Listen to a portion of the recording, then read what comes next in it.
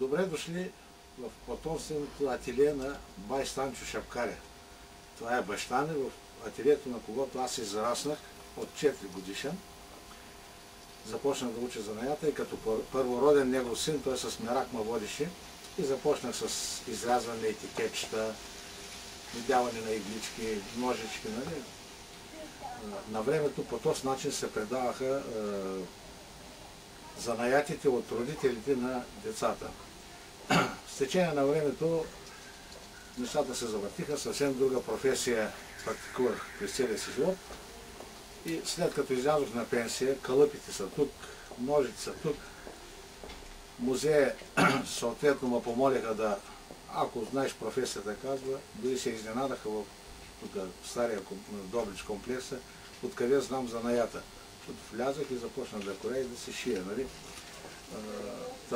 Професията е една необходимост за всеки един гражданин. Професията толкова много ми е помагала, тази шапкарска професия в живота. Ако ви разкажа много интересни случаи.